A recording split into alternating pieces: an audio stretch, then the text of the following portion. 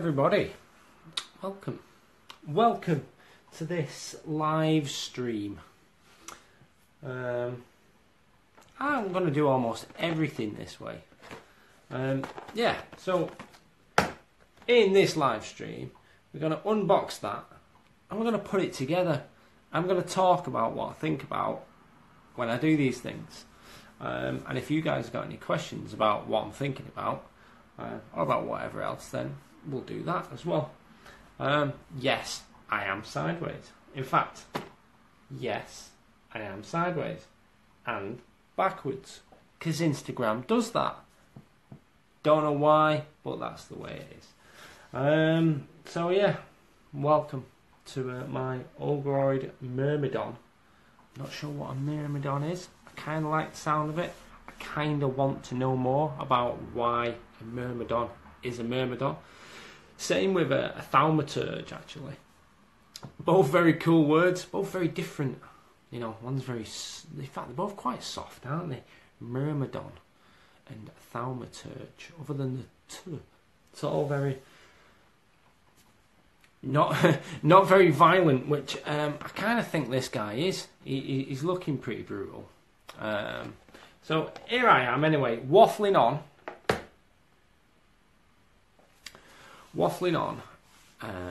waiting for a bunch of people to turn up. How long should I wait?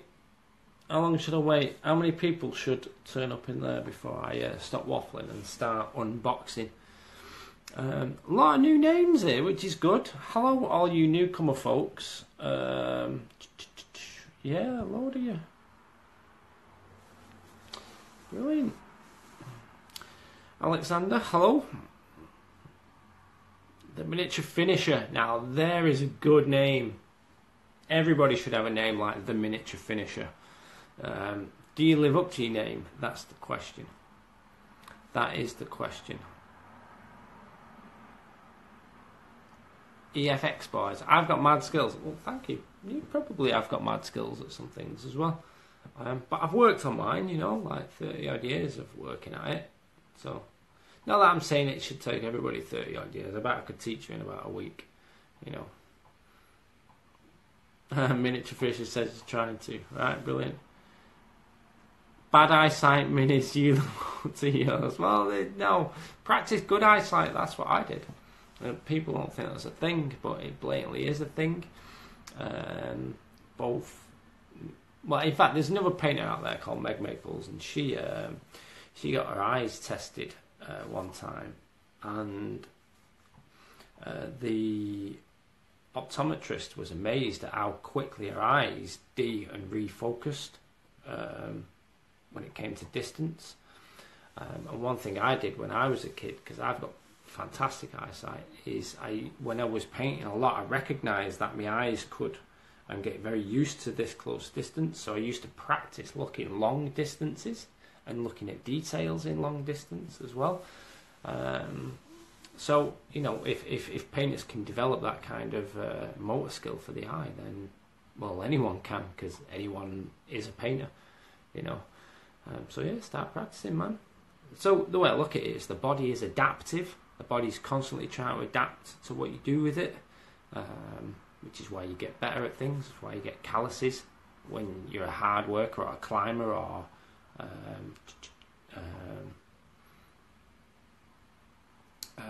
guitarist, for example. You know, your body adapts. So yeah. So FX Boy says, great Tio. Are you saying get to it? I don't know. But anyway, I'm going to get to it. Either way.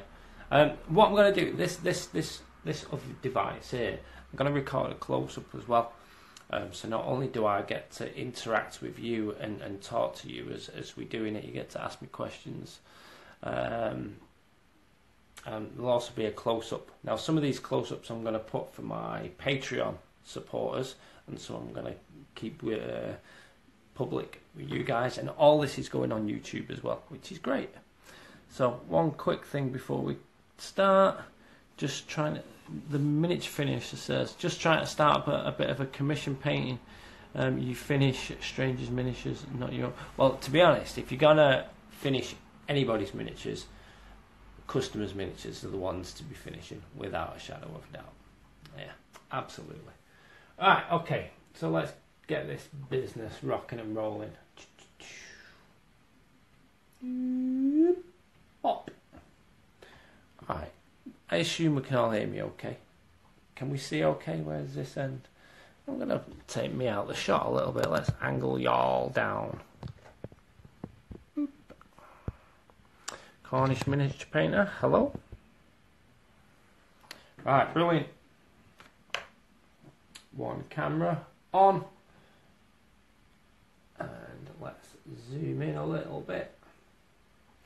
Right, here we go. Where's the on button? Alright, fantastic. Here we go. So, one unboxing of the Ogroid Myrmidon. I'm going to put it together. Now, over the next few weeks, I'm going to paint this for an hour every Sunday or whenever is best. You know, yeah, and you guys are going to get to watch it. So here we go. He's a top looking model, I must admit. I mean, I'm not a chaos kind of guy, but he's just top. You all can see him. Lance, hello. Lance says, how do I get one of these so soon? Well, it was released yesterday, so I went and bought it. I bought it today. So yeah. Alright, wow. Wow. Now, I did not expect to get a stack of goodies like that. Alright. So I assume these are the destructions. Alright, cool. Yeah. Alright, simple enough. Straightforward enough. Alright, little add-ons there for the Scullies. But we'll get all of that in a second. Now, this is awesome. In fact, it's coming out of shot for a second. It's coming out of shot. Now, I don't know how to play Warcry, so I don't actually know how practical or how relevant these are. But that's a snazzy looking card. Do you know what I like? I like the fact it doesn't have any language on it. So you only have to print it once. Brilliant. Okay, I can go over there. And then we've got blatantly loads of languages now. What languages? I have no clue what languages these are. So if you're from that place, there you go, enjoy that. If you're from that place, enjoy that. And that place, enjoy that. And that place, enjoy that. And that place, enjoy that. And this place, enjoy this. And that place, wow. The word for fighter, wherever this is aptitudes. That's top. Wherever that is, enjoy that. And here we are. Brilliant. Ogroid Myrmidon. Yeah, I have no clue what any of that means. Obviously, I can understand the writing. I'm not going to read it because we're here for painting mainly. But I tell you what, I think if I was a gamer, there's only 3 things to read there. It seems very straightforward. I think I'd be very happy with that. So yeah, there we go. Let's get the what's in there? Base. Cool. Right, it's all on one sprue, and it all looks incredibly straightforward. In fact, not showing you guys on the live stream. Oh, bam! Yeah, it's all pretty straightforward. Does anyone know what language any of these are?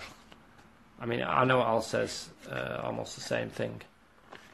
In fact, it's all backwards for you, so that's just not happening, is it? But there you go. There's that. I like the fact it's all on one sprue. I like the fact it's in as many large pieces as possible as well. When it comes to models, having lots of unnecessary additional poses means, especially for a large monster like this, means lots of unnecessary join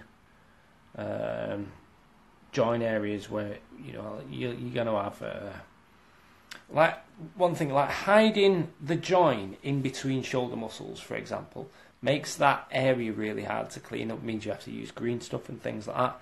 And when I'm putting models together, if I'm going to have like large smooth areas of muscle and things like that, I'd rather have them on the peak of something. That way, if I use slightly too much glue and give it a good squeeze, the glue squeezes out, and then when that glue's dry, you can just shave it flat with a craft knife. Miles better, miles easier, and for people to consider that when they're designing models. And it's the same with mould lines as well. Either hide them completely, or put them in a place where it's easy to clean. And Games Workshop in many ways nail that. They really do nail that. So there you go. If anyone's got any questions about this, then yeah, pipe up. Let's see if anyone's got anything to say. So one person's having a giggle. Evil Jacket says they're going to say backwards. Yes, it is all backwards. I've even written something backwards there for you. Like I said, Instagram does things like that. Right, okay. Right, somebody's done something. Requests. Go live with somebody. Alright. Lance Allen. Bosh.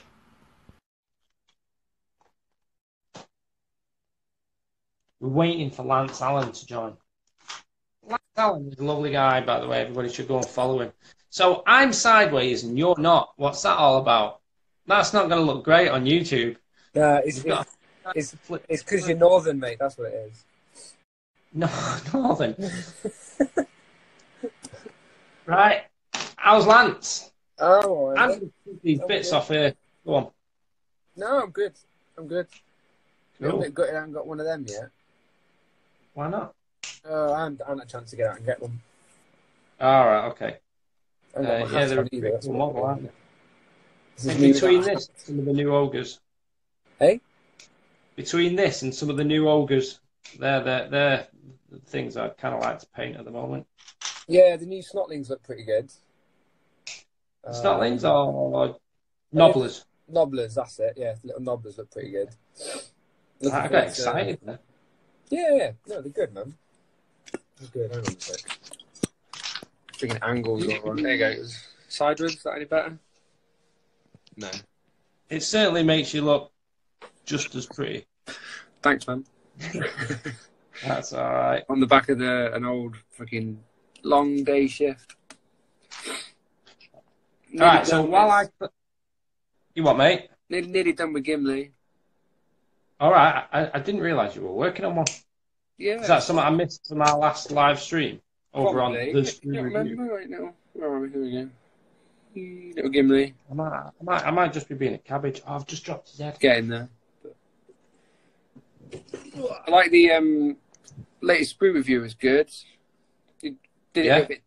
The latest sprue review was good. You did it a little bit too late for me this time. Yeah. It's the way it is, isn't it? Sometimes.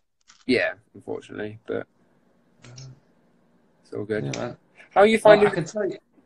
Go on. How are you finding the joins on that? The joins. Yeah. I don't know yet. I'm literally just clipping it out of the sprue. So one thing you can tell is that if I'm clipping it out of the sprue, that means it looks like it's going to be really easy to put together. Yeah, instead of having to read the little numbers and whatnot. Yeah. It looks like it's going to be straightforward for me. So I'm just going for it. Okay. I'll tell you how the joins are in about 7 clip time. 1. That's a guess, by the way, how many clips. 2. Yeah, I know Rich 4. Rich Gray posted a picture of him doing it for 5. either Patreon or something, but he you could see, I think, where the strap on the chest is? Strap on. I think one of the chests, one of the joins is there, I think. All right, Let's see how that goes. Let's find out. So here we go. So I really should look at the instructions for this bit. Let's just see if I can wing it. It's just like Lego, surely. Hey, you well need instructions for Lego. All right, so there's a little bit of a mould line right where his tail joins his arse cheek. Okay. Not a mould line, sorry, a joint where his tail joins his arse cheek. So I'm going to have to green stuff that. There's a join, and the join goes up, but follows the line of his belt and braces buckle. That's the one that I think I that's saw. All pretty well hidden. Yeah, that's all really well hidden. So I'm I'm well happy there. What's this? So we get there. So under his right hand pectoral muscle. So we've got a join that goes up through his belt. Up through his belt. That you will be harder to see on a. You'll see the YouTube in it, but up on his right hand side, up through his belt, through his waist, and kind of follows his ribs and goes under his pectoral muscle. Yeah, that's one that I've seen.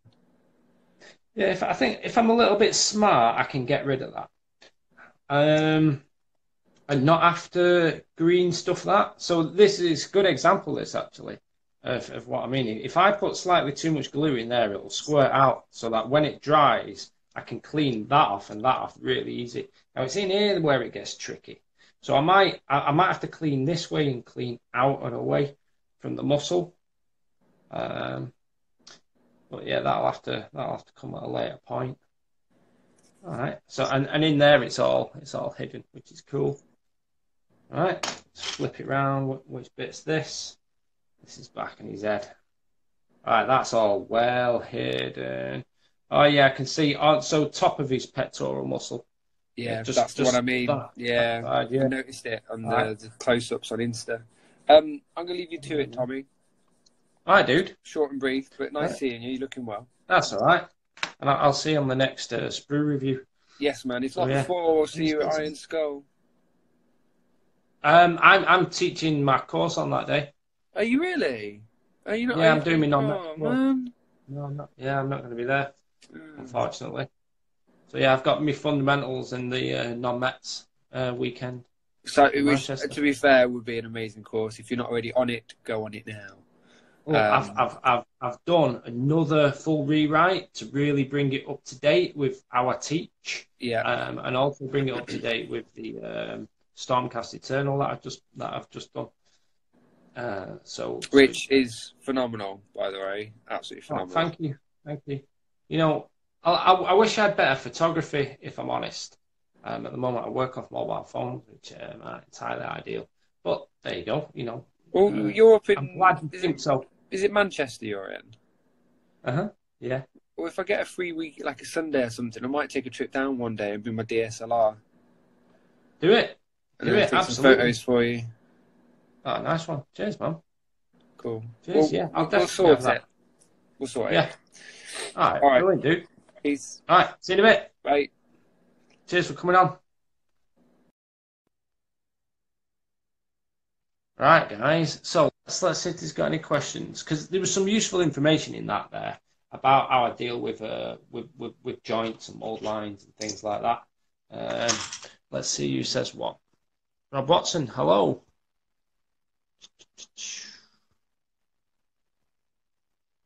Evil Jacket says, yes, prefers filling seams with super glue when you can. Yeah, super glue is really good because it can be crafted pretty easy afterwards. Brilliant. All right, not too many questions. Painting Lemon. Good evening, sir. Hello. M.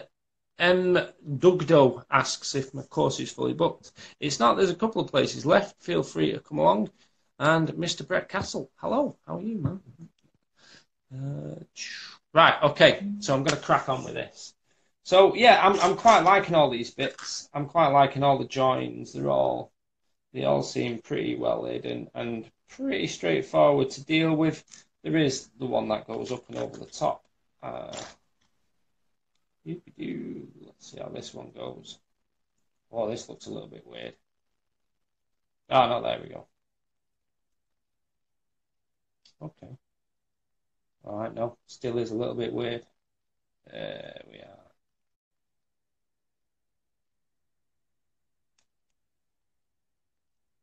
Okay, so that join in there is going to be really well hidden between his hair, which is fantastic. And this join, oh wow, that's a really good join.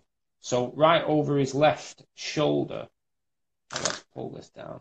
So his left shoulder here, the join of the muscle is so well closed all the way around. So this left arm looks like I'm going to have to do barely any work to sort that out.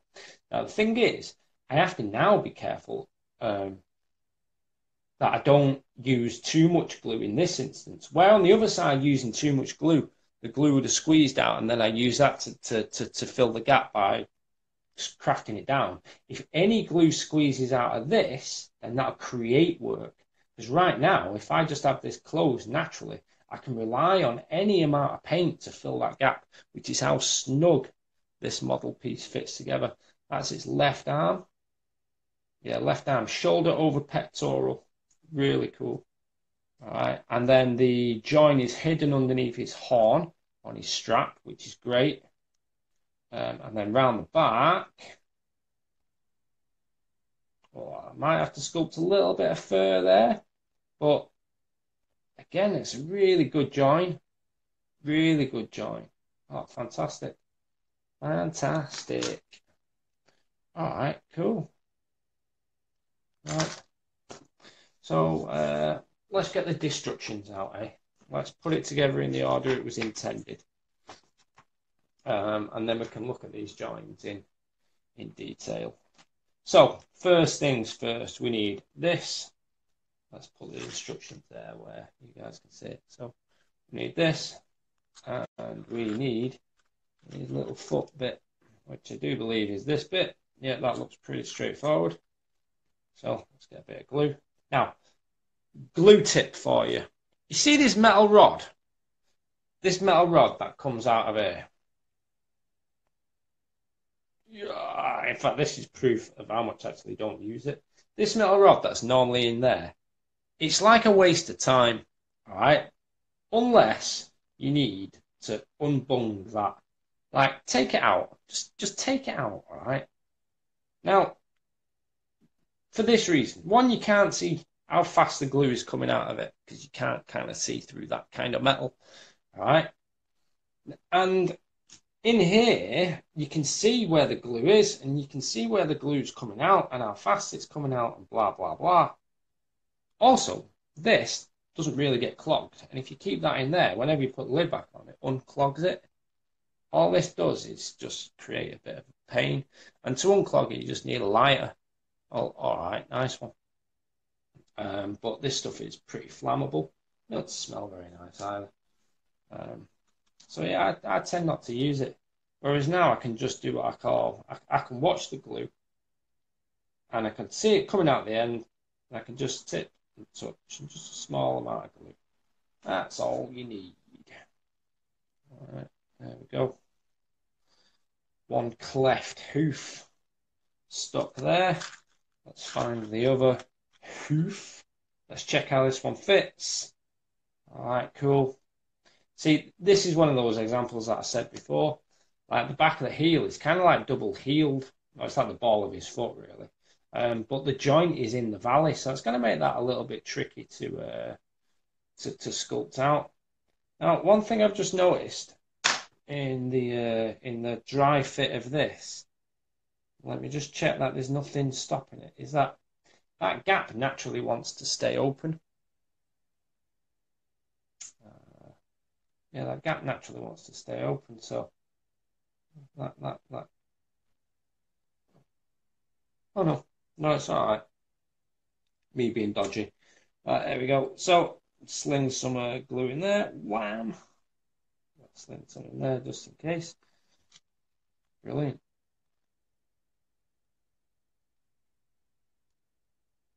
I have to squeeze this a little bit because it doesn't want to shut as easy. And as natural on its of its own volitions. Right, let's see what anybody else has got to say. Well, I'm just waiting for this to get squeezed shut. Oh, we're all happy.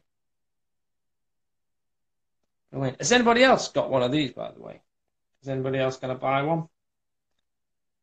So I won't be working on this guy again until next week. I'm going to save it purely for these live streams. So if you want to follow along with me, then get yourself down to wherever and buy one. Or in fact, I'll leave a link in the bottom of these videos for you to go and buy one. All right. So whenever I do this now, I do a dry fit so I can check where I do and where I don't want a lot of glue. All right, so I actually might put quite a little bit more glue on the join on the left-hand side of his tail. That's the left-hand side looking at the back of him. Just because I want that glue to squirt out a little bit more so I can craft it later on. Everywhere else, the join is really well hidden. So I'm actually going to put the glue bias to the inside of the actual sculpt. So if it does squirt out, hopefully it squirts out more along the inside. I don't know if anybody thinks about painting miniatures or constructing miniatures in that way. I certainly do. There we go. Squeeze these bits together. Nice. So there we go. I'm getting a little bit of glue seeping out here and here and here. And weirdly, not as much as I'd like there. But, you know, this is committed now. I'm going to give it a good squeeze. I'll clean all that stuff up later on. Some of you might be a little bit shocked to find out that I've not mold lined or cleaned any of this before putting it together. Well, the way I look at it is why mold line and clean stuff you don't have to mold line and clean? So after I've put it together, I'll clean what's then visible. Does that make sense? Yeah. So, and this is very much an economical way of looking at the hobby, because, you know, a while ago I used to do this for a living, and time is of the essence. You know, time was money. But I still think that why do things the long way round anyway? I don't see the point in making it any more time consuming, any more difficult than it has to be. So according to these destructions, this bit goes in next. Again, a quick dry fit. Now this might be an example of where I do have to do a bit of cleaning to make sure that it fits properly. Well, I'll tell you what, that there is a tricky joint right there, right in between the pectoral muscles. Now, the question is it the way I've put the two previous halves together? Or is it the way I'm putting this bit in? Right, so here we go. Here's an example of where I should now clean. It's actually this. There's a little nubbin on the side here. This here. That is actually stopping it from going together cleanly. So, craft knife time. I notice I support all my fingers. Yeah, so that if the craft knife slips, I don't stab myself, at least as much anyway. And it's not just any old pressure like this. If I slip like this, I'm just going to stick this right into my thumb. I could go away like that, but there's the chance that when it slips, well, my fingers don't support in this direction. I can cut into this. Now, using a craft knife, in my opinion, same with using a pin vise, is a dying art. Not since Games Workshop are kind of phasing these things out. Not many people actually know how to use them correctly, and more importantly, know how to use them safely, because it is a skill. You know, there we go. That fits so much better now. That fits perfect, in fact. All right, so now I've removed that bit. The join in between his pectoral muscles is just invisible. Wow, that's really nice. Yeah, so there you go. There's one bit to join. It's on the left-hand side of his belt buckle. His left, not my left. Brilliant. So here's the question. Do I put glue on this and fit it in? Or do I put glue on this and then fit that on? The answer, I think, is put glue on this and fit that on, because I'll be pushing and forcing any glue inside the model. Whereas if I put the glue on the piece that's meant to fit in the niche, then if I make any mistakes, then I put glue on the outside of the model, the mistake appears in a visible area. I'm going to use a little bit, actually. I don't think it's going to need a lot. I don't think it's going to need a lot at all. I'll put a little bit more glue in that area I said earlier on. And I'm actually going to use this little stick here just to move some of it around. Because let's face it, you can be a little more accurate with that. All right, brilliant. Ogroid Myrmidon. Oh, that's a great fit, that. Great fit. So, as some of you might be able to see, I'm giving this a real good squeeze to make sure glue comes out in these areas here on his waist and around his rib cage, and that tells me that that gap is as filled as possible with melted plastic or glue, and that I can go back later on when it's solidified and clean all that up. That'd be really good. Right, brilliant. Nice one. Right, who's saying what?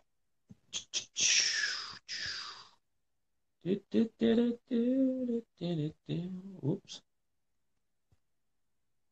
Okay, Painting Lemon says he's definitely going to buy one as soon as you get a chance to paint it. It is an awesome model. Yeah, it is worth getting hold of. Marty Neingard says, speaking from the soul. I assume you mean Soul, because that's how you pronounce my name, by the way. All right, brilliant. I got me a skull missing. Have I been all right? A reap cabbage. Right, okay, so next up is his left-hand side according to the old instructions here. So left-hand side. All right, nice. So it's looking like I'm going to have to clean this thing's head up. Because I reckon his face is going to go onto this bit here. And there's 2 clipping marks. So I'll clean those up now. Because they look like they might be a little bit of a pain once these 2 bits are together. Yeah, a little bit of a pain to do that. Right, now, if I push down in this instance, I'm going to hit this thing here, and I think that's its tongue.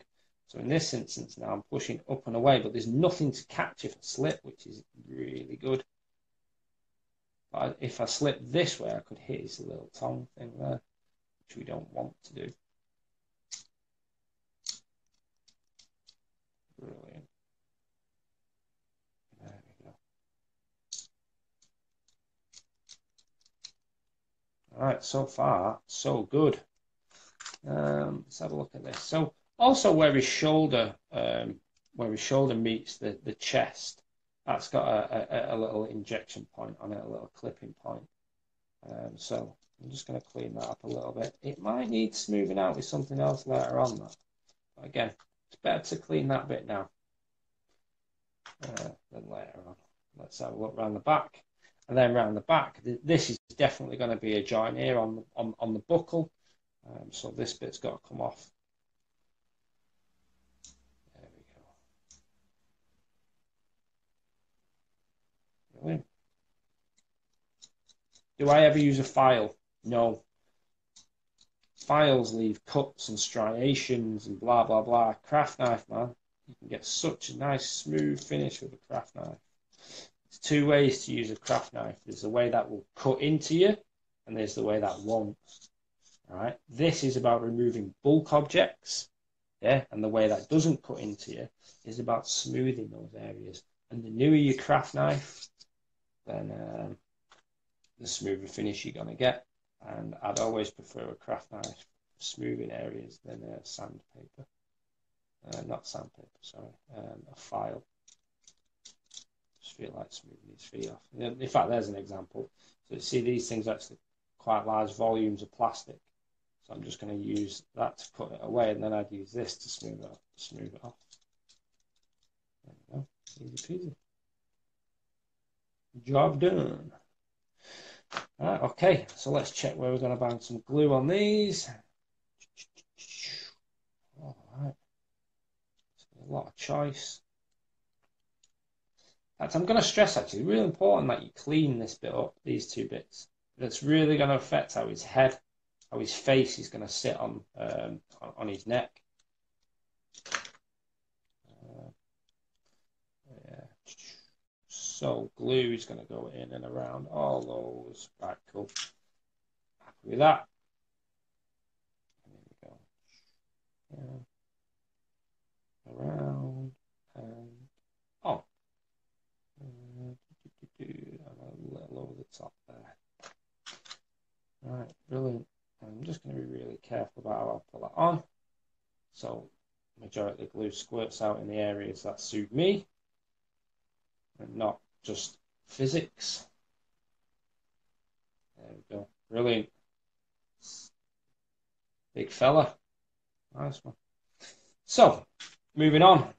Who's saying what? No one. Great. No interruptions, then, is there? Okay, so I'm just test fitting this bit now. Asking the question, what's going to get in the way? That's going to get in the way. And this might become a little bit of a pain to clean later on. And maybe that will. So I'll clean these two bits now, that bit, and this bit just on his back. So generally it's all the clipping points right now. So you're going to go first.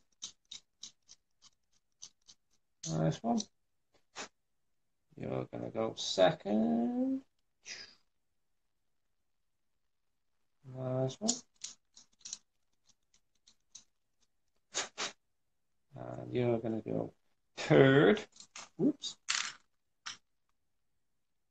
Now, I could, because I'm working on this with my craft knife, I could just clean all this model now, but I'm not going to because I want to get it together as quick as I can. I'll clean it later. You've just seen how I mold line things. In fact, the mold line on this is almost barely visible, which is fantastic. Well done. Well done to the guy who designed and sculpted this. So be a little careful with this bit because there we go. I don't want to create a flat spot on what essentially is a curve.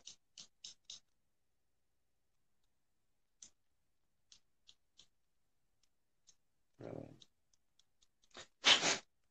There we go. Nice one. Right, fantastic.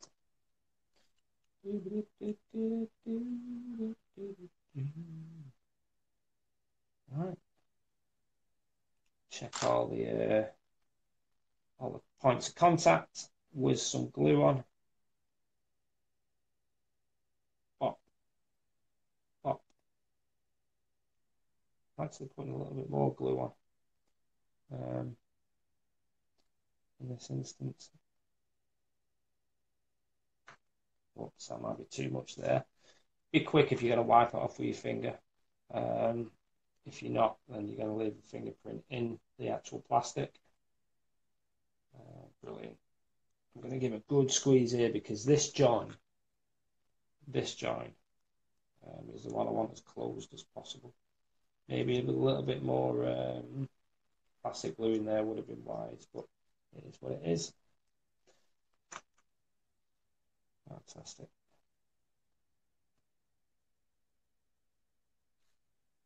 How are you guys all doing? Brilliant. You're all happy? If anyone's got any questions, please ask. Looking great, this fella. So where are we in the instructions now? We've got all the way to this bit. So his head's going on next. Bosh. And his head just sits straight on, which is what I wanted because I cleaned up these 3 points. 1, 2, 3. See him there. One on the horn, one in the back of his forehead, one in the middle of his face. And again, I'm just going to check where the glue will be seen or not seen. So I'm just going to check I put it all on in the right places. And essentially, I can put the glue almost, well, not anywhere, but I'm going to put it kind of on each joint and flat area. Don't need any more than that. And his boat race can go straight on there. I'm annoyed. Yeah, great model. Right, Mordian Ironguard on the old Instagram has just asked me, do I get frustrated building models? Because he says he hates it compared to painting. No, I actually like building them a lot more than painting, weirdly.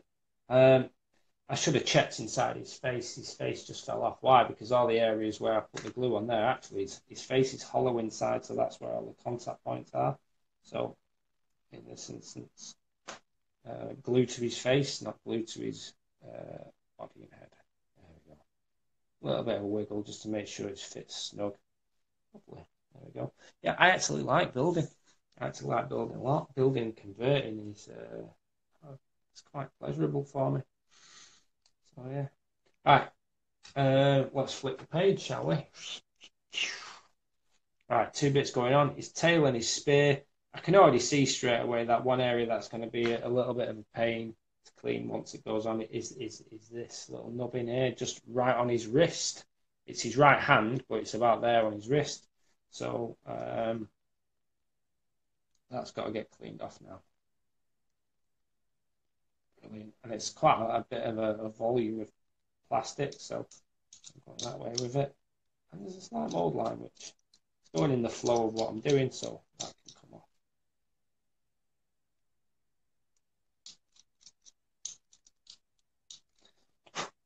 Perfect.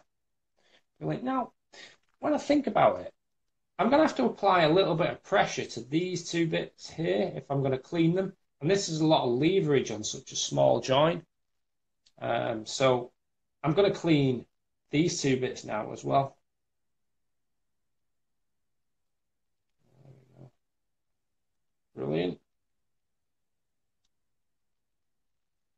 I'm going to click scrape in the opposite direction.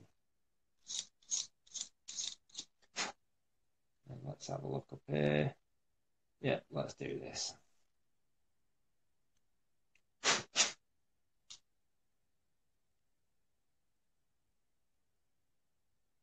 Nice.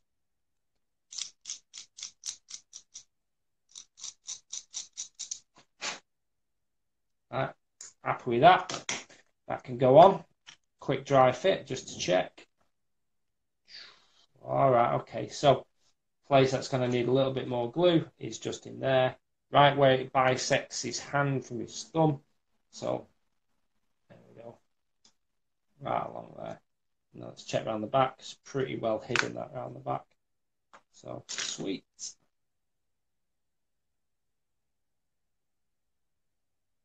Well, might be a bit too much glue that. Let's get my little sticky thing and just move some of it around. There we go. Brilliant. So I actually want glue squirting out of this bit a little bit.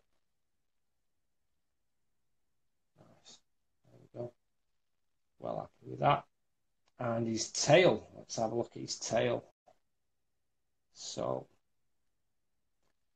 his tail is, the joint is hidden pretty well with bandages and spikes and what have you. In fact, it's hidden very well with bandages and spikes. I'm happy just to go straight on with some glue there. I don't really want any squirting out, but I also don't think it's going to matter if it does. Yeah, again, it's a lovely little joint. Brilliant. So it's leaving now just his shield. So the shield's the one bit I'll ask the question. Do I want to glue it on before or after painting it? Alright, so his shield's got a couple of little skulls that are going to get nailed onto it. Let's just check which way up this goes. In fact, there's no areas on the shield that say there would be something missing if I didn't put it on. The shield's looking pretty featureless. It's not saying I have to put the skulls on anywhere. Now, I really like that. There's these two these things which looks like they'd fit into the niches on the back of the skull. But they don't obviously say that there should be something stood on them. Like, there could be spikes that are blunted, which is pretty cool. Because these spikes aren't in any particular order. They're just kind of randomly placed on the model. So that's really cool. Same with the shield, actually. The shield, have a look inside. Like, it doesn't have a place that says there should be anything obvious stuck there. Inside of the shield, that's pretty cool. That. So that could just be lying around somewhere. Awesome. So let's have a look how this should, if I can't even tell. How does it work? Oh, it goes that way around. So the leather at the top, further up his forearm, is where that goes. And okay, cool. To be honest, if I was going to glue this on now, it would make the upper part of his forearm a little bit of a pain to mold line. So I'm going to leave that off for now, and I'm just going to mold line this.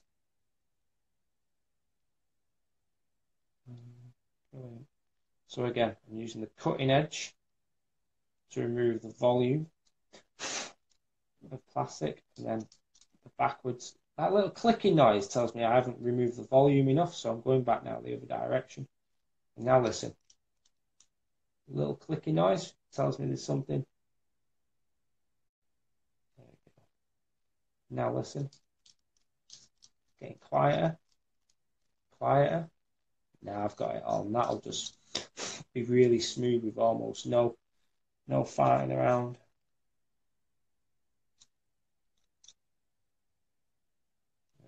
Go from the back as well.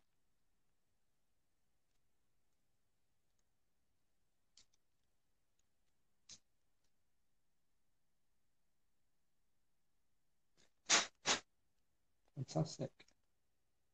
Fantastic. All right, brilliant. I think we are all ready to rock and roll. You see, I'm using this area now, but my fingers are where his shield would be. So it's just wise for me to clean his knee now. But, yeah, what a great model. What a great model. All right, cool. So, let's shove this shield on. Blop. And blop. Hold his tail. No, I haven't. All good.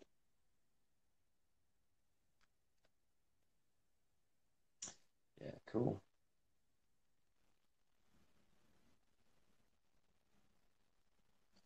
Yeah, what a cool model. And a couple of blobs of glue on this. Blop, blop. And yeah, I suppose the skull's on. So which skull is which? Right, that one goes there. Blop. And this skull goes there. That's right. Blop. So slight rookie error there, given that everything I've just waffled on about, is that I didn't mold line anything of the skulls. I should have done, but I'm not worried. I can deal with that, and I'll deal with that at a later point. So there we go. One Myrmidon done. I will build a slightly snazzy base for him and get him fully cleaned up for next week, and we'll start painting him next week. I might just roughly follow what's on the box. So if you look at what's on the box and just match up some colours using whatever's in your collection, and then we can go from there together. But to be honest, I think you're going to pick some up no matter what colours you want to use. So yeah, if you want to join me next week, get yourself one of these. I'll shove a link below, and we'll do some painting together that way. Then if you come up with any questions while you're painting, while I'm painting, then we can answer them and demonstrate and what have you. I'm looking at the colour scheme of this fellow. I'm probably going to spray him either grey or Zandri dust. Now, there's a lot of skin on him, Yeah, there's a lot of skin on this fella, so maybe it's Andrew Dust, because that's going to be where most of the work is. But it's probably not going to be black. If they did rack our flesh in a spray, wow, that'd be amazing. I wouldn't go white. White is a bit too much, because darker colours over white, or more saturated colours over white still take more coats, like just as many as black, to do right. So you kind of got to choose your undercoat colour quite deliberately. Yeah, not just go, oh, white's best for everything, or oh, grey's best for everything, oh, black's best for everything. No, choose your undercoat colours to make the work you're about to do easier. Well, it's slightly different though if you want to paint in some people's styles. Like I know in some instances, going from black gives a very particular effect. Like on the Richard Gray style Imperial Fist I did. I had to go up from black to that because I wanted the black to show through, and I wanted all those things to have a little bit of texture in there. So, and wanted that texture to be black. So that's how I've gone up from black. So yeah, there you go, guys. Don't forget, we're going to paint this guy next week. Get yourself one. I'll whiz a link below so you can get yourself one when I bang this on YouTube. And yeah, I'll see you next time. Right, did you enjoy that? How was that? Let's see if anyone's got any questions.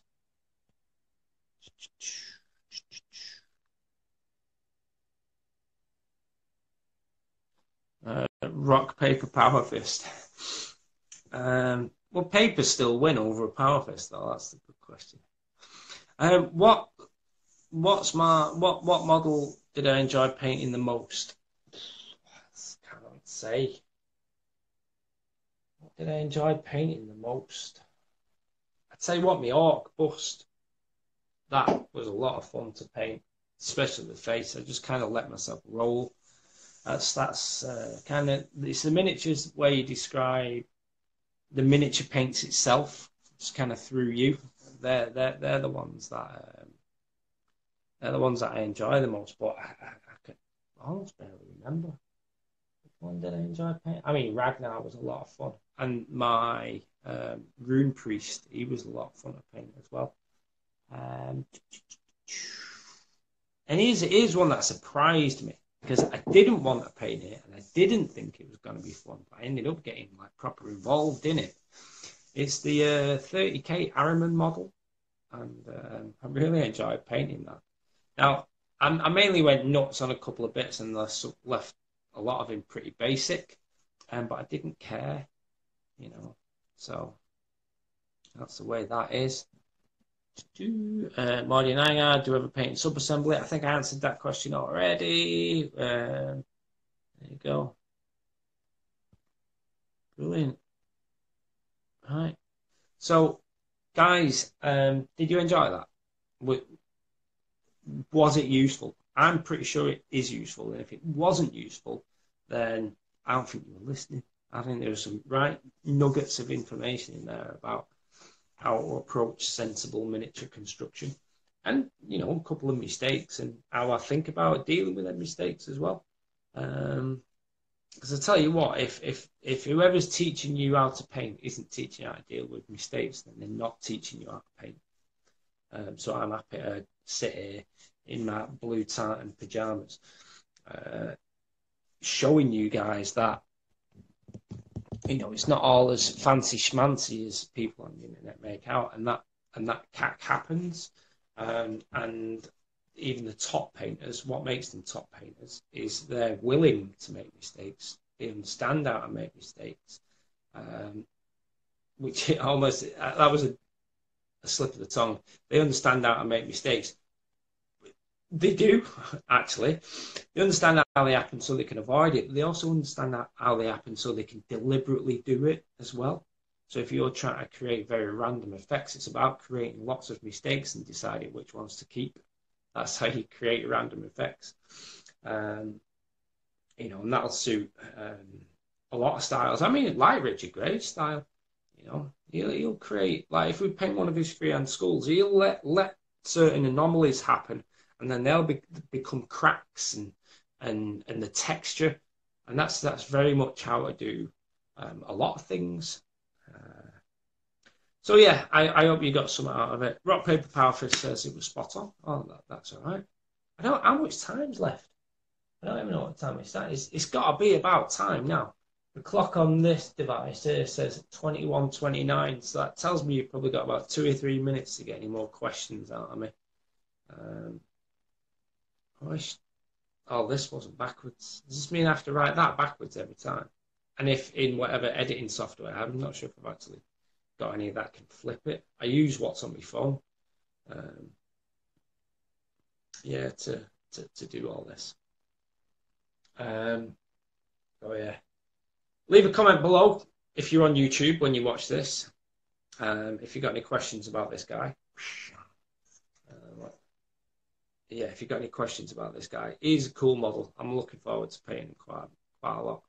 What standard am I going to paint him at? I don't know. I think what I'm going to do is I'm going to paint him at my I'm just having fun kind of army standard.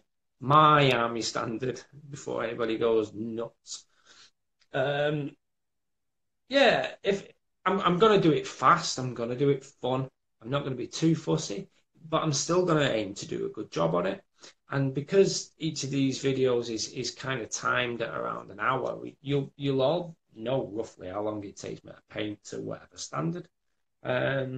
So I'm not going to paint it cack. It's not going to be a base coat dry brush wash jobby.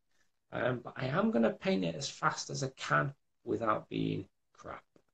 So, yeah, I think I'll leave you all with that, seeing as nobody's piping up. So thanks for joining me, and I will see you guys next time.